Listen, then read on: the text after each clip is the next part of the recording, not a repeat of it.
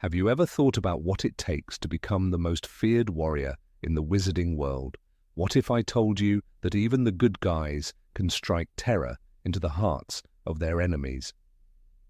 In today's video, you'll find out why Alastor Moody was the most legendary Auror in the history of magic. Alastor Moody is one of the most intimidating figures in Harry Potter, despite fighting for the side of good. A half-mad wizard with paranoia, but also a master duelist and a true war hero. By the time we meet him, he is already a seasoned veteran, scarred, battle-worn, and both feared and ridiculed. Wizards may joke about his paranoia, but they listen when he speaks. Because when it comes to hunting dark wizards, no one does it better. But how did he earn his terrifying reputation? What battles shaped him, and who were the dark forces he fought? Let's dive in. Born in Scotland into a family of pure-blood wizards, Moody was destined for a life of war. His ancestors were Aurors for generations, hunting dark wizards and sending them to Azkaban. He attended Hogwarts, most likely in Gryffindor, and was a top student. Though little is known about his school years, one thing is certain. He was preparing for a future far more dangerous than ordinary wizarding life. After Hogwarts, he enrolled in Auror training. Despite being called courses, this was no simple education. The training lasted 3 grueling years, covering combat spells, stealth, and intelligence gathering. Aurors weren't just warriors, they were spies, strategists, and detectives. Once he completed his training, he joined the Ministry of Magic's Auror office.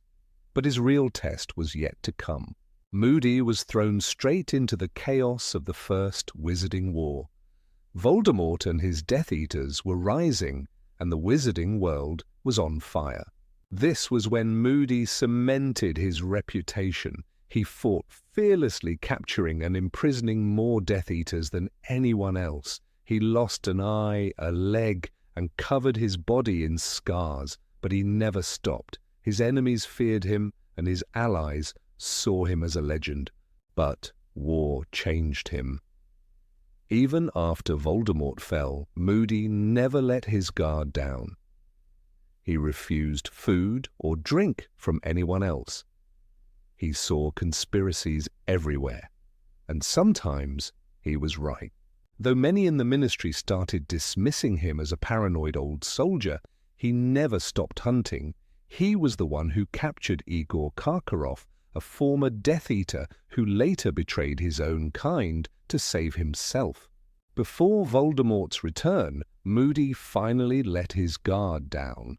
It cost him dearly. Death Eaters ambushed him in the night, imprisoning him while Barty Crouch Jr. stole his identity to infiltrate Hogwarts. When the truth came out, Moody didn't hesitate. He returned to the fight, leading the Order of the Phoenix after Dumbledore's death. He stood on the front lines once more, refusing to give in. But even the greatest warriors fall.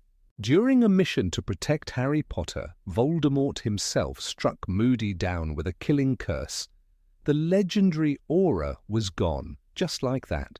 Moody wasn't just a fighter, he was a master of non-verbal magic, a dueling expert, and one of the most skilled Aurors in history. He taught Nymphadora Tonks, another great Auror, and captured half the prisoners in Azkaban. Even after his death, his presence lingered. Dolores Umbridge used his magical eye to spy on her office, but Harry later stole it and gave it a proper burial. Moody's paranoia wasn't madness, it was survival, and in the end, he proved that true warriors never stop fighting. Have you ever wondered what makes a warrior truly unstoppable? What if survival isn't just about skill, but about never letting fear take over? In today's story, you'll learn more about the life, battles, and mind of Alastor Moody, the Auror who never let his guard down. Moody didn't become a legend overnight. His road was long, brutal, and filled with sacrifices. He hunted dark wizards like no one else, but it cost him everything. his body, his peace of mind, even the trust of his own allies. They called him paranoid. They laughed at his constant vigilance. But the truth is, he was right. The first Wizarding War was the battlefield where Moody proved himself. While many Aurors fought bravely, he was the one Death Eaters feared most. He didn't just duel them, he outsmarted them. He tracked them, uncovered their secrets, and struck before they could. He didn't hesitate. The Ministry had given Aurors permission to use unforgivable curses, and many did, but Moody preferred to win without them. His dueling skills alone were enough. He fought against some of the deadliest Death Eaters of the time, Antonin Dolohov, Evan Rosier, Mulciber. He was the one who finally brought down Rosier, but not before losing an eye in the fight. Some said he should have retired after that. Instead, he became more dangerous. The scars on his body weren't just battle wounds. Each one was a story, a spell that almost killed him. A moment where he was seconds from death, but found a way out. Losing a leg, just another price to pay. His magical eye, a tool to see threats others couldn't. Every injury made him stronger. After Voldemort fell, Moody didn't rest. While others celebrated, he kept working. He knew the war wasn't truly over. Some Death Eaters had escaped justice. Some were pretending to be innocent. He hunted them one by one, dragging them into the light. That's when the rumors started. Some said he had gone too far, that he saw enemies where there were none, that he had become obsessed. The Ministry changed after the war. People wanted peace, comfort, security. Moody was a reminder of darker times. Some respected him, others just tolerated him. His methods were questioned, his warnings ignored. The world wanted to believe the danger was gone. Moody knew better. When Igor Karkaroff was captured, Moody saw the truth immediately. Karkaroff wasn't brave. He wasn't loyal. He was a coward. The moment he was caught, he started talking. He gave names, locations, secrets, and in doing so he sealed his own fate. Other Death Eaters never forgave him for betraying them. As years passed, Moody became a relic of the past. Younger Aurors saw him as a grumpy old soldier. Even among his own, he was an outsider. They laughed at his constant paranoia, his refusal to drink from anything but his own flask. But Moody didn't care about their opinions. He cared about staying alive. Then came the Second Wizarding War. And Moody was proven right. They caught him off guard, a mistake he would never have forgiven himself for. Death Eaters ambushed him, locked him away, and let Barty Crouch Jr. take his place. For months, Moody was imprisoned, powerless. Someone else wore his face, used his name. He could only sit in darkness, waiting, knowing that out there someone was using his reputation for something terrible. When he was finally freed, Moody didn't waste time on revenge. He went straight back to the fight. Voldemort had returned. The Ministry refused to believe it, but Moody didn't need proof. He had spent his life preparing for this.